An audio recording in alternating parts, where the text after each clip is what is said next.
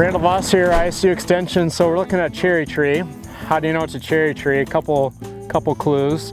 There's these things called lenticels, kind of these corky horizontal protrusions. That's usually a good sign it's in the cherry family. And then it has these little spurs with lots of fat flower buds on them. So that's another clue that we have a cherry here.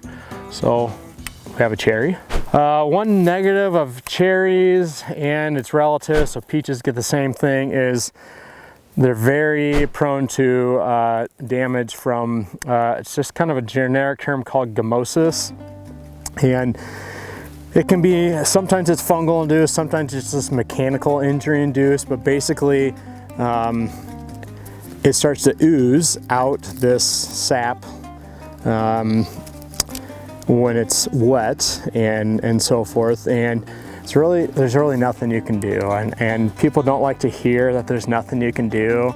There's nothing you can do, and so what we want to avoid is big injury. So probably what happened here is we had a branch, the branch fell down in a storm or something like that, and it created this big wound, and that big wound was a way for this gummosis to start happening. Now, it's happening in some other spots up here too, you can see. And again, this is probably a big pruning wound, and there's probably gummosis in the tree anyway. But then once you start to see that, it's probably just time to buy another cherry tree or whatever, plant another one, because in the next 5 years or so, this one's probably gonna fail.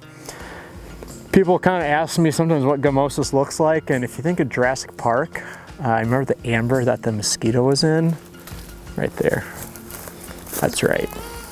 Now, when it's during the growing season and raining, it does actually get gummy and gooey, but when it's hard like that, I always think of Jurassic Park, the amber. Cherries are what we call a spur fruit. And so spurs are kind of a modified branch that produces all these flower clusters. So here was our wood last year. These didn't grow a ton.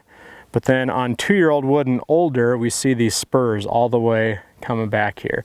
And that's where the bulk of that fruit is going to be produced. So cherries, plums, apricots, and so forth are fruits that produce most of their fruit on spurs. And so these little branches are where the gold happens. And eventually on really, really old wood, they start to age out and fall off.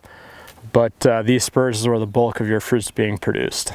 Some fruit is actually also produced on the base of the 1-year-old wood here. So if this is 1-year-old wood on a cherry tree, these are not going to have fruit on this year. There's going to be a few flowers on 1-year-old wood that produce flowers that aren't on spurs, but then the bulk of that fruit is going to come off of those spurs on older wood. The key thing with all of these, especially the ones that are really prone to gummosis, is do not prune when it's wet out, right? So, and that's basically impossible to do completely right. Prune early on in the life of the tree. There's different theories on, if that's in the winter versus the summer. There's some advantages to the summer versus the winter and vice versa. Prune early on in the life of the plant so we're not making big cuts later on that create these big wounds.